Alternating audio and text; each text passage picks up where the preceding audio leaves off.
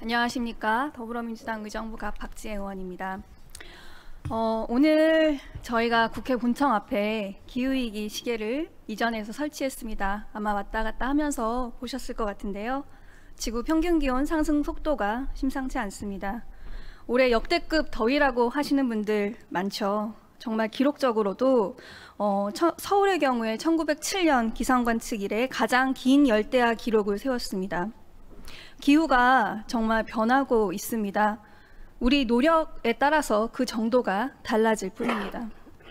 기재부 장관님, 기후플레이션이라는 단어 들어보셨죠? 네네.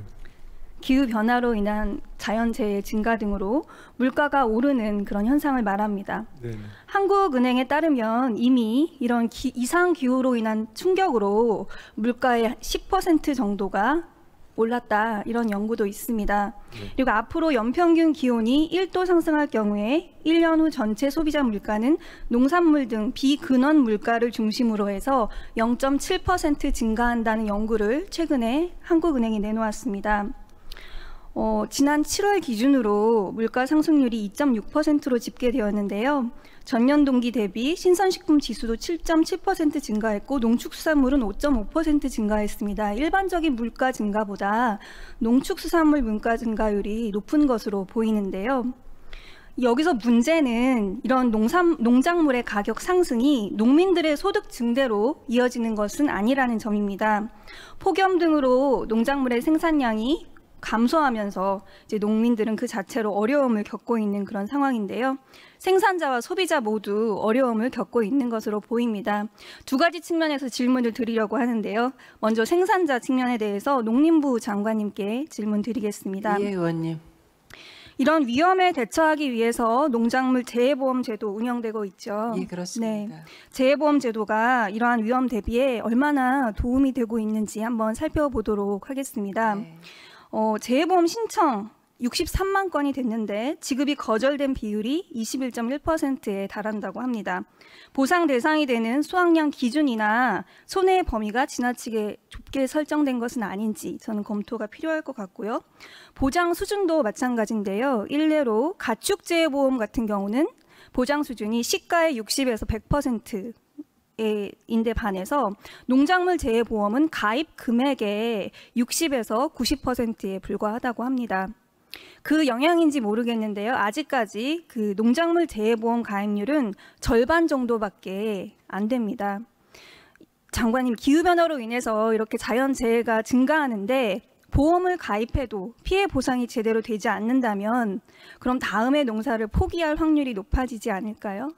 그래서 이런 농작물 재해보험과 관련해서 가입 범위나 보장 수준을 높이기 위해서 어떤 계획을 갖고 계신지 궁금합니다. 예, 저희가 작물 그러니까 재해보험에 포함되는 작물의 그 숫자 범위도 굉장히 확대를 해 오고 있고요.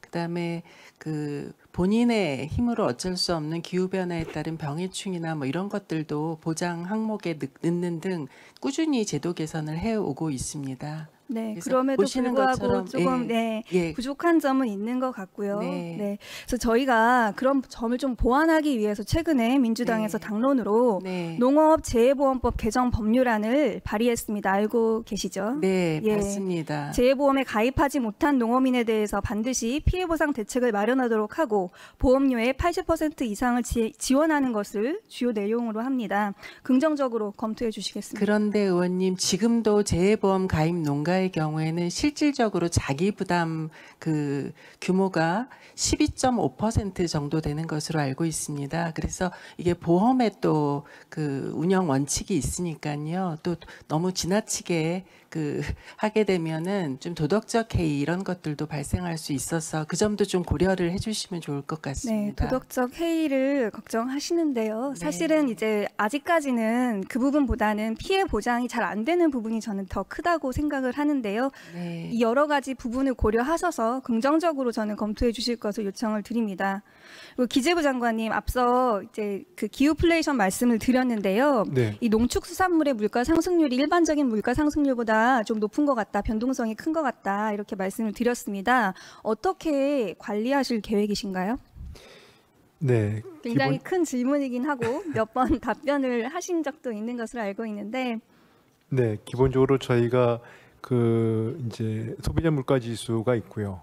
그다음에 이제 이 변동성이 심한 농산물하고 그다음에 에너지 가격을 뺀 이제 근원 물가 지수도 있습니다. 근데 기본적으로 최근에 저희가 그 근원 물가 지수 뭐 요번에 8월 달 요번에 CPI는 좀 다르긴 합니다만 우리가 근원 물가 지수는 그동안 좀 안정적이었는데 그 소비자 물가 지수가 그동안 높았거든요. 변동성이 심했거든요. 그중에 그게 이제 에너지 가격도 있고 농산물 가격도 있습니다. 네, 네, 그래서 지수 저희가- 자체의 특성에 대해서 여쭈려는 건 아니고 이제 농산물 가격 대책에 대해서 이제 네. 가격 관리 대책에 대해서 여쭙고 싶은 것이었는데 네. 지금까지 다른 의원님들 질의에서 답변하신 걸 보면은 저는 아마 공공 비축량을 확대한다든지 수입을 확대하는 거 이런 걸로 대응을 해오신 게 아닌가 싶고. 그거는 단기적인 대책에 네네. 그런 단기적인 네네. 대책에다가 지금 우리 저 농림부 장관한테 농식품부 장관한테 물어보신 거와 비슷하게 기본적으로 생산에 있어서 아까 기후 변화 대응에 대한 안정적 생산 기반을 확충하기 위한 그 재예방 시설 확충이라든지 좀 스마트 과수원 단지 조성이라든지 하는 조금은 더 그 근본적인 대책에다가 그다음에 이제 그런 걸 포함해 가지고 그다음 그런 부분들, 그다음 유통 구조와 관련돼서도 아무래도 뭐 이게 기후 변화랑 직접 관련된 건 아니지만 그래도 유통 구조에 대한 그 네. 개선을 하는 부분들, 그래서 이런 근본적인 부분들을 포함해서 저희가 그 단기적인 물가 대책뿐만 아니라 이런 그 좀 근본적인 대책까지 포함해서 그 농산물의 생산, 유통, 수급 관리 전반적인 그런 노력들을 기울이고 있습니다. 네, 기재부 장관님도 그런 부분 신경 쓰신다고 하니까 너무 반가운 것 같고요. 저 역시 기후플레이션 대비하기 위해서는 근본적인 대책이 필요하다고 생각하고 농림부 장관님께서도 그런 부분에 대해서 준비하고 있다고 답변하신 것을 기억하고 네, 있습니다. 네, 그렇습니다. 특히 기후변화에 대응할 수 있는 새로운 품종 개발이라든지 영농형 태양광 같이 이제 농가 소득을 증대할 수 있는 방안, 네. 이제 안정적으로 농가를 이제 안정적으로 농촌 사회를 유지하기 위해서 네. 어떤 사회 구조적인 변화 이런 것에 대한 대안이 필요하다고 생각이 드는데요. 네. 최근에 영농형 태양광에 대해서 관심이 굉장히 높은 것 같습니다. 네, 네. 농림부에서도 올해 4월에 영농형 태양광 추진 전략을 발표하신 바가 있는데요. 예. 오늘날 농업 활동에 사실 노동력도 중요하지만 전기가 굉장히 많이 쓰이잖아요. 네. 예, 농슬라라는 말도 네. 있을 정도로 그렇고요. 그래서 농촌의 에너지 자립에 기여하는 태양광 같은 경우에는 농업시설로 간주될 수 있지 않은가 하는 생각이 드는데 네. 이 부분에 대해서 장관님 견해는 어떤지 예, 여쭙고 그래서 싶습니다. 영농형 태양광에 대해서는 저희가 검토를 하고 있고요. 또 이제 근데 이제 우리 산업부 장관님 옆에 계시지만 그 말하자면 전력 개통이 또 연결이 돼 있어야 되고 또 이런 문제도 있고 해서요. 그다음에 또 영농형 태양광을 하게 되면 작물에 따라서 생산성이 또 많이 떨어지는 작물들도 있고 하기 때문에 그리고 또 말하자면 자기 논밭이 영농형 아닌데 태양광 예. 자체에 대해서 여쭈었다기보다는 태양광 시설이 오늘날 네. 농촌에서 네. 가지는 의미에 대해서 여쭈은 것이거든요. 중요한 예를 의미가 들어서 이제 있다고 그 생각합니다. 예. 현재 농지법이 예. 농업진흥구역에서 농업인의 공동생활에 필요한 편의시설 및 이용시설의 설치를 이미 허용을 하고 있습니다. 맞습니다. 그런데 농업인들이 공동생활에 필요한 것이 태양광 패널이다라고 네. 하면 설치가 허용될 수 있지 않나 하는 의견이 있고요. 또 영농조합 법인 같은 경우에 지금은 농사활동만 할 수 있는데 사실 농사활동에 쓰이는 전기를 생산하고 싶다.